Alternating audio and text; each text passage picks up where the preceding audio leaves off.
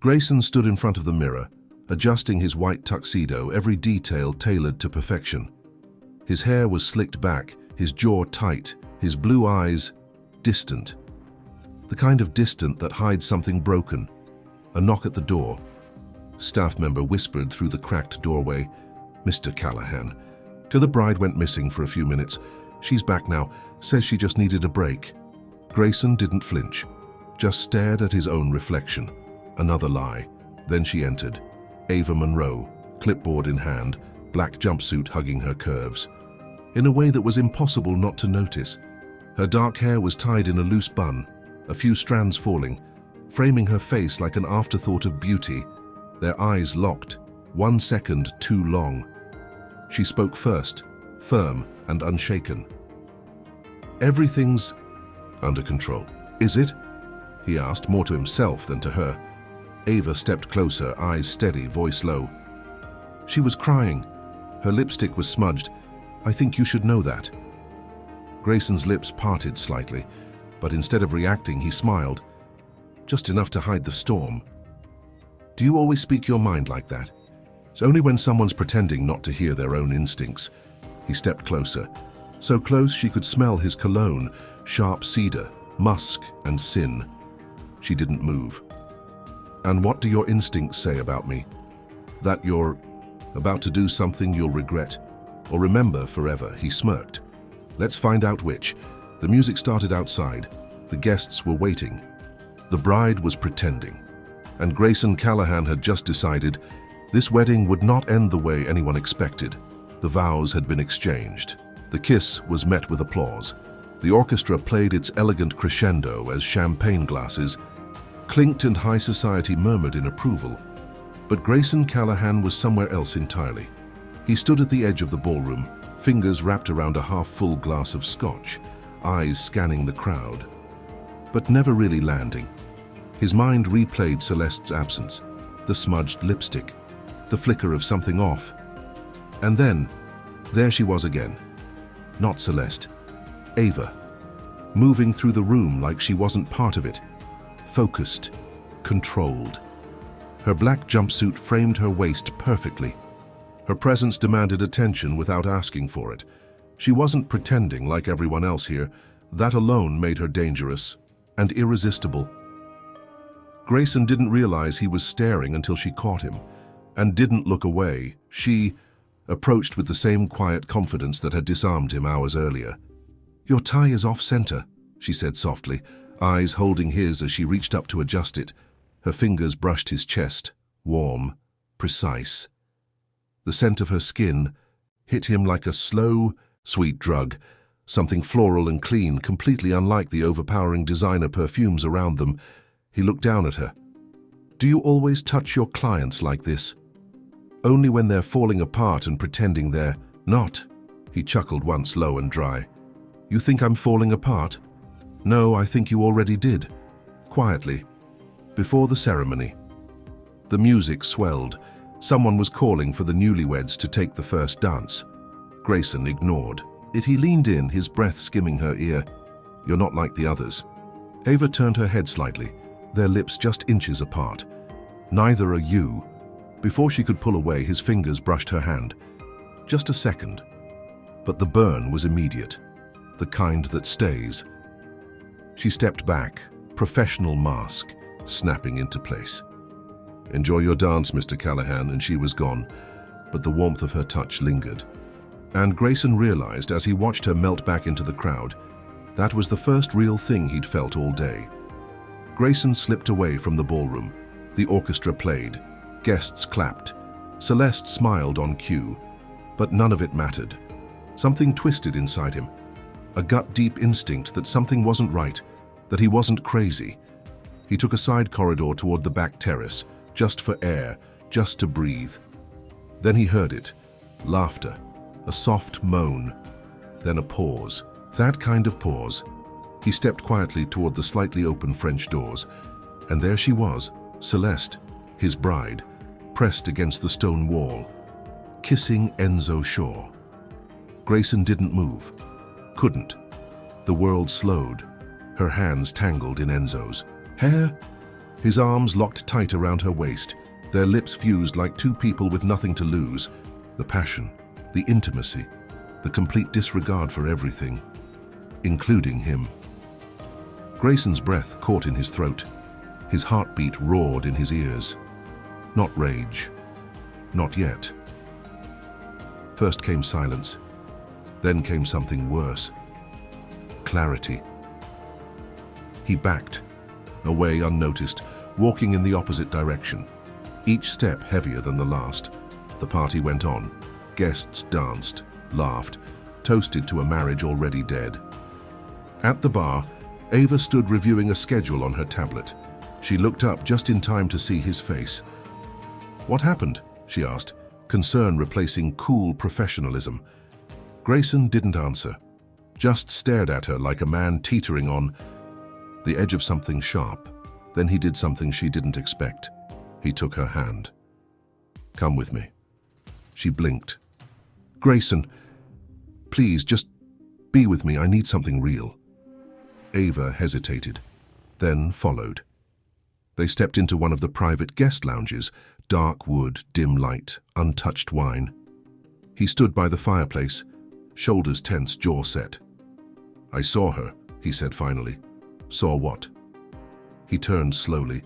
The pain in his eyes was raw, stripped of his perfect groom mask. "My bride, my best friend, together." Ava swallowed hard, stepping forward. "I'm so sorry." He looked at her, something flickering behind the pain. "No, you're not sorry. Not yet. But you're going to be, because I can't stop thinking about you." She froze. The air between them shifted, thick, electric. "Grayson, I'm not trying to be noble. I just need to feel something that isn't betrayal." He stepped closer. "And with you, I do." Ava's breath caught. Her heart thundered. Every warning inside her screamed run, but her body leaned forward, because everything about this felt like falling. The door shut behind them with a soft click. Grayson stood in the center of the room, surrounded by luxury, leather furniture, crystal, decanters, curated art, but none of it mattered now. Not after what he'd just seen. He loosened his collar, trying to breathe. His knuckles pressed into the mantel above the fireplace, as if holding him up. Ava stood by the wall, silent, watching, awaiting. "You're not saying anything," he said, his voice low, rough. "What is there to say?" She crossed her arms, the light catching the gold of her skin, the curve of her neck. Her poise was unchanged, but her eyes, they softened.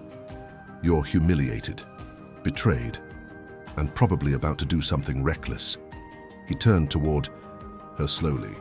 "I don't want revenge, a beat. I want control." Ava raised an eyebrow. "And I'm part of that plan?" He stepped closer, slow and intentional. "You're the only real thing I've touched all day." She swallowed. Her body responded before her mind could stop it, every nerve alive. "Grayson, I'm not some pawn in your emotional damage.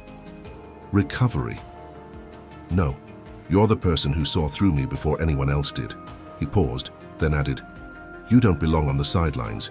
You should be center stage." Ava gave a dry laugh. "Careful.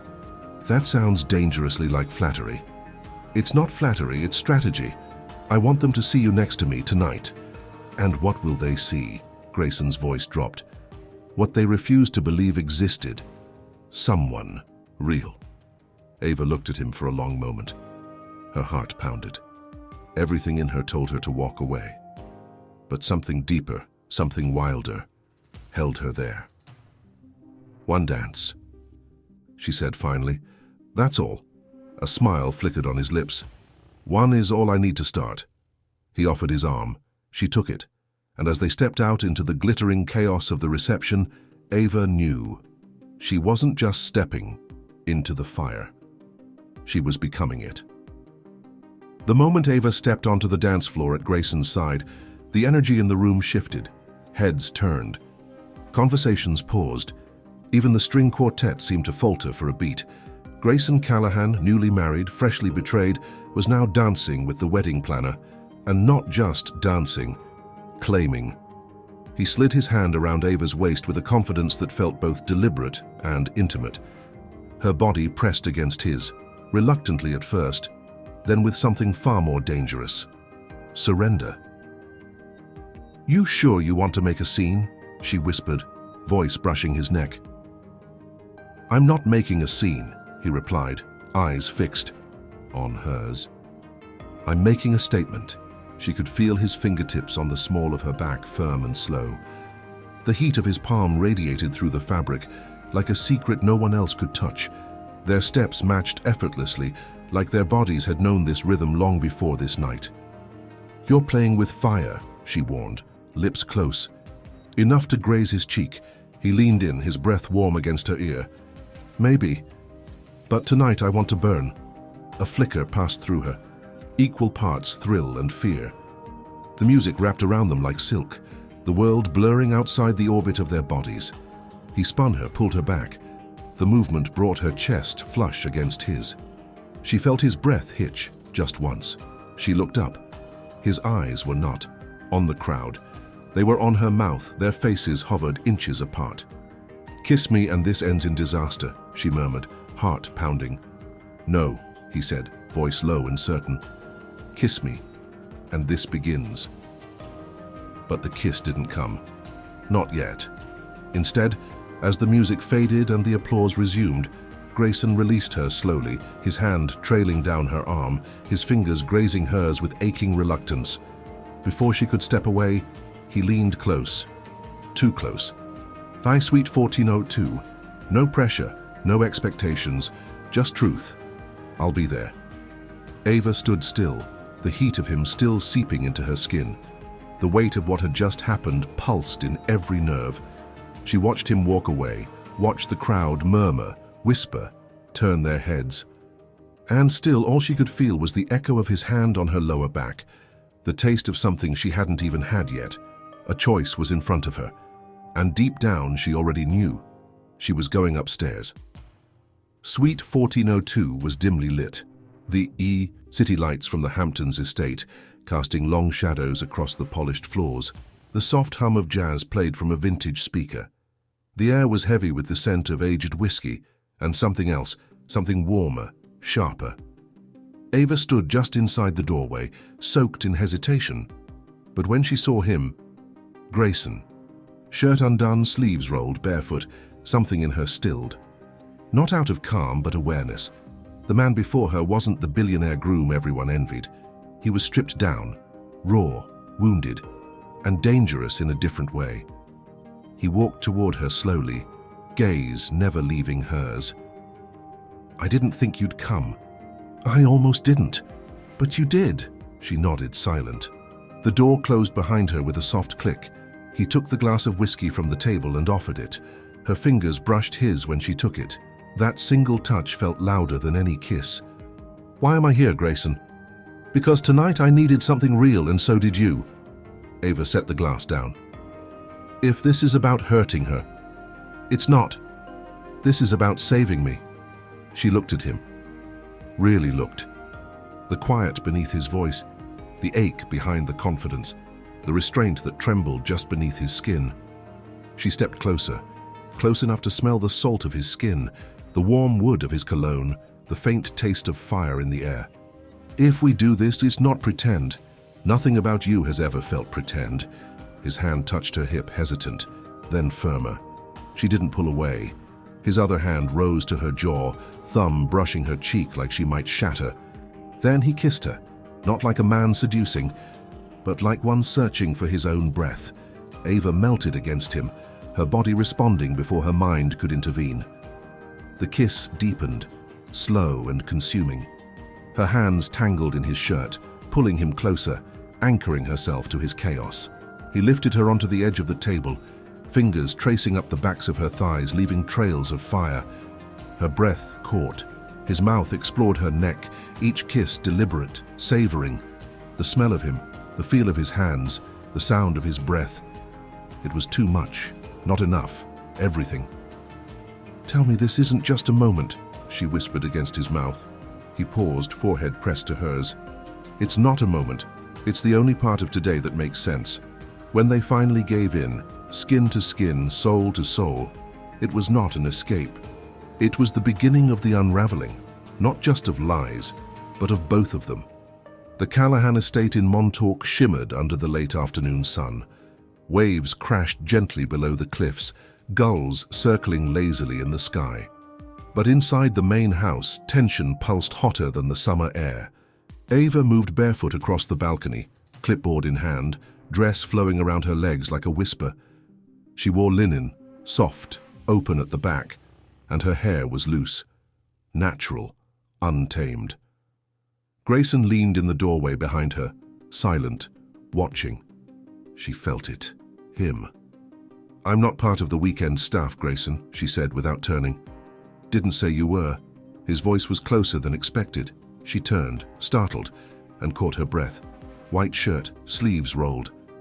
No shoes. A glass of something amber in his hand.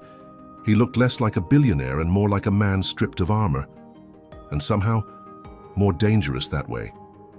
He stepped forward. "You've been avoiding me." Ava arched an eyebrow. "Not everyone follows your schedule." "But you follow my thoughts, I know it." The sun cast golden light between them. Her eyes narrowed. "What are we doing, Grayson?" He didn't answer right away, just set the drink down and came closer, until the space between them was electric. "I don't know, but I'm not done feeling you." She inhaled sharply. He reached for her slowly, his hand brushing her hip like a question. She didn't stop him. "Say it's not just lust," she whispered. His fingers curled around her waist. "It was the first time, but now it's worse." Her body trembled under his touch, not from fear, from wanting. She pushed him back with a single finger to his chest. "Tonight, if you want more, just prove it." He grinned. "Where?" "Room 302, after the fundraiser. No drama, no eyes." He stepped in again, close enough for his breath to brush her lips. "There's a storm coming tonight." "Then I guess you'd better get wet," she whispered, before turning and walking away, hips swaying like punishment. He watched her disappear down the hallway and smiled like a man who knew exactly how he wanted to drown. The storm arrived. As promised, rain lashed against the windows of the Montauk estate, wind whistling through the cracks like a warning. But inside room 302, the silence between them was louder than any thunder. Ava stood near the balcony doors, rain streaking the glass like tears. Her dress was soaked from when she'd run across the patio moments earlier, the thin fabric clinging to her like a second skin. Grayson entered, breathless. Shirt open, rain dripping from his hair, eyes locked on her like gravity. "You came." "You're wet," she replied, her voice unsteady. "So are you." Lightning lit the room. She could see the outline of his chest, the tension in his jaw, the heat in his eyes. Her heart pounded. Every instinct screamed that this was wrong, but every nerve in her body begged her to move closer. He crossed the room in 2 steps. "You haunted me," he said. "Every damn second since that night." She didn't speak, couldn't. His hand reached for her jaw, tilting her face up. His thumb brushed her bottom lip, slow and reverent. "Tell me to stop." She didn't. Instead, she leaned in, just enough. The kiss exploded, wet, desperate, beautifully messy. Their mouths moved like they'd been starved for each other, and in truth they had. His hands gripped her thighs, lifting her off the ground. She wrapped her legs around him, rain-soaked fabric sliding, skin meeting skin beneath it. He pinned her gently against the glass doors. Rain chilled her back, but his body burned in front of her. His lips left trails down her throat, her shoulder, her collarbone. The scent of him, salt, rain, heat, was intoxicating. She whispered his name once, and it broke something in him. He carried her to the bed, never taking his mouth off hers. Their clothes clung like a second skin until they tore them away piece by piece. The room was filled with the sound of breathless gasps, the slickness of rain against skin, the soft creak of the bed under their movements. He tasted her like confession. She touched him like salvation. Every inch, every sigh, every glance. This wasn't lust anymore. It was grief and hope and need, tangled into one trembling, all-consuming release. When it was over, they lay there, breathless, wet, silent. "Grayson," reached for her hand beneath the sheets. "You feel like the first honest thing in my life." Ava turned her face toward him. "Then don't lie tomorrow." Lightning flashed again, but neither of them flinched, because in that moment, under storm and sweat and truth, they weren't hiding. They were finally seen. The morning light felt wrong, too clear, too calm, too far from the chaos still pulsing in Ava's chest. She lay in the sheets alone, the scent of Grayson still clinging to her skin, warm skin, salt, desire, but the weight of absence sinking deeper than the pillows. Then came the vibration of her phone. 3 missed calls. 1 new message. From Celeste Harrington. "Sweet of you to keep my husband warm. He did the same thing to me once. Said the same things too. You're not special. You're a tool." Attached was a video. Ava hesitated. Her fingers hovered. But she tapped it. There was Grayson in a sleek Manhattan office, Enzo at his side, their lawyer present. And then his voice. "If she falls for it, fine. I just need Celeste to feel like I can play the game too." The world cracked. Ava sat up slowly, her entire body still sore from the night before, but now for the wrong reasons. Her throat closed. Her hands trembled. The knock on the door came too soon. Grayson entered, holding 2 coffees and wearing that maddening smile of quiet victory. Until he saw her face. "Ava, you used me." The words cut the room in half. I don't lie to me, Grayson." Her voice broke. "Not now." He set the coffees down, slowly, palms open. "It started as anger, I won't lie, but after that night..." "You mean the night you said all the right things while planning to destroy someone?" Her eyes shimmered with something worse than tears, disappointment. "I was falling for you," she whispered. "And you were still playing." "I wasn't playing with you." "Then why did you make me feel like I was the only truth in your world?" Silence. He looked at her like a man drowning in his own reflection. "Because you were." But it was too late. The weight of betrayal didn't wait for explanation. Ava grabbed her bag, her chest heaving, her voice dropped to something colder. "You could have had something real, Grayson. You almost did." She moved past him, shoulders rigid, pain written across every step. At the door, she stopped. "You should have picked honesty instead of spectacle." Then she was gone. Grayson stood frozen in the middle of the suite, coffee cooling beside untouched sheets, and in the silence that followed, he finally understood. He'd lost the only person who ever saw him. Ava disappeared. No press, no calls, no social media posts. She left Manhattan and slipped into upstate quiet, to a place with no reception, no interviews, no reminders. Only trees, porch swings, and people who didn't care who Grayson Callahan was. She stayed in her aunt's cottage, wore oversized sweaters, and helped in the greenhouse. Every night, she tried to forget the weight of his touch, the truth of his lies, the lie in his truths. But grief never really leaves. It lingers like perfume, faint but impossible to ignore. Grayson, meanwhile, was unraveling.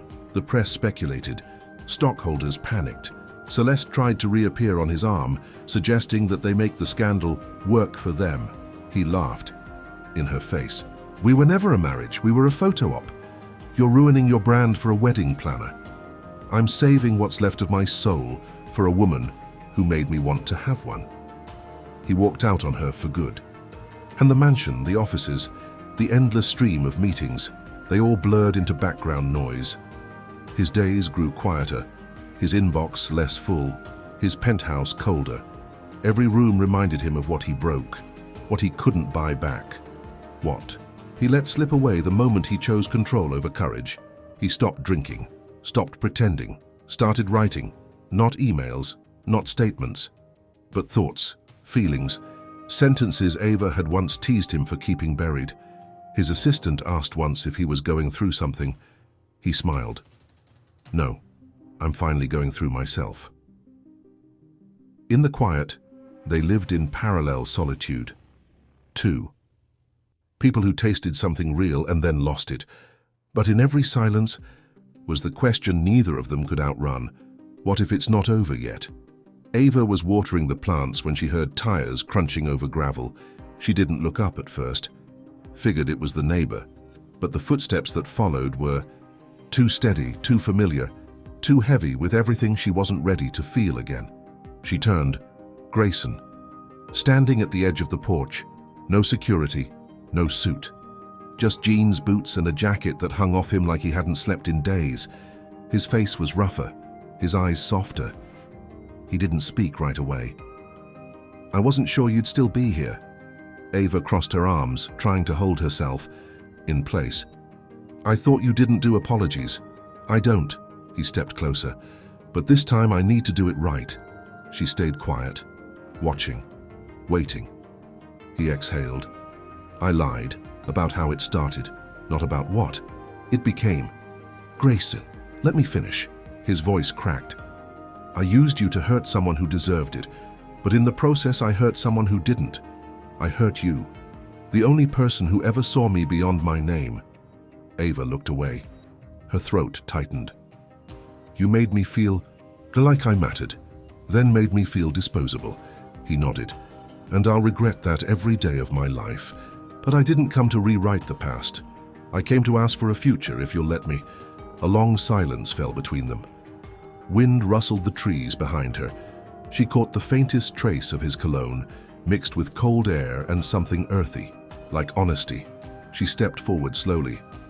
"This isn't about grand gestures, Grayson. I don't want promises." "Then I won't give you any," he said, voice low. "Just time, truth, and whatever pieces of me you still want." Ava reached out, her fingers brushing his wrist. A pause, a breath, a beat. Then she slid her hand into his. "One chance. That's all you get." His lips twitched. "Just barely. That's all I need." And on that quiet porch, where no one was watching and no cameras waited, they stepped toward each other, not like lovers rushing back into passion, but like survivors, choosing to rebuild. Brick by imperfect brick, together. The Brooklyn townhouse was modest by Grayson Callahan's old standards. No private elevators, no marble staircases, no rooftop staff. But to him, it was a palace. Ava came home late from a client meeting. Heels in hand, hair windblown, her phone buzzing with the kind of chaos she used to thrive in. She paused at the doorway. Inside, the lights were low. The smell of roasted garlic and rosemary drifted through the air. Jazz hummed softly from an old record player in the corner, and in the kitchen, him, Grayson, wearing an apron that said Master of None and holding a wine opener like he was preparing for battle. "You cooked?" she said, raising an eyebrow. "I attempted to cook," he corrected, flashing that grin. "Whether we survive it is up to your tolerance for salt." She laughed and dropped her bag, coming up behind him. Her arms wrapped around his waist, face pressing into his back. He stilled under her touch, like he still couldn't believe she was real. "You're better at this than you think." "At dinner? At being someone I can trust?" He turned around slowly, resting his forehead against hers. "Some days I still wake up terrified I'll lose you again." "Then don't give me reasons to run." Grayson kissed her. Slow, deep, familiar. The kind of kiss that didn't need fixing, just feeling. Later, they lay on the couch, tangled in blankets, limbs touching in the quiet intimacy only true comfort brings. Her head on his chest, his fingers tracing lazy circles on her back. No tension, no games, just peace. "We could still do a ceremony, you know," he murmured. She looked up. "Why? You already show up for me every day." "That's more than a contract." He nodded, eyes soft. "Still, I want the world to know you're the only thing I've ever done right." She smiled, reaching for his hand and lacing her fingers through his. "Then let's write our own vows, every day. Just us." And he knew, right then, that love didn't live in grand gestures or extravagant ballrooms. It lived in late dinners, honest silence, morning coffee, and second chances. It lived in her. Time didn't rush. It unraveled. Grayson left the Callahan Corporation board 6 months later, quietly, without press releases or dramatic exits. He sold off the luxury penthouse, cut ties with the people who only knew how to speak in deals. He chose something slower, simpler, more real. Ava expanded her planning firm. But instead of celebrity weddings, she chose intimate events, love stories that didn't want a headline, only meaning. She hired fresh talent, mentored young women who'd never seen someone like her at the top. She stopped asking for permission. She started writing her own terms. Their townhouse became a home, books stacked in corners, coffee mugs left half full, a garden Ava swore she'd never tend, but somehow kept alive. And every night, no matter how chaotic the world felt, they always returned to each other. Not perfect, but present. Not a fantasy, but a choice. On their porch one rainy night, Grayson rested his head in her lap. "Sometimes I still don't know how I got this lucky." Ava ran her fingers through his hair. "You didn't. You just stopped running from what you actually wanted." And he smiled, because she was right. This wasn't about escaping the past. It was about choosing love where it mattered, where truth lived, where forgiveness had roots, where passion met peace. Together. Always together. Some stories begin with fireworks, others begin with wreckage. Grayson and Ava's story? It began the moment one stopped pretending and the other dared to believe again. Because real love isn't polished. It's messy. It's hard. It's about showing up after the apology and choosing someone even when it would be easier to walk away. Now I want to hear from you. Have you ever loved someone who broke your trust but still made your heart stay? Drop your story in the comments. Your truth might help someone else heal. And if you're ready for your next dose of irresistible passion, heartbreak, and redemption, click on the next love story right here on the screen. It's new, it's bold, it's going to make you feel everything. Because some love stories aren't just watched, they're felt.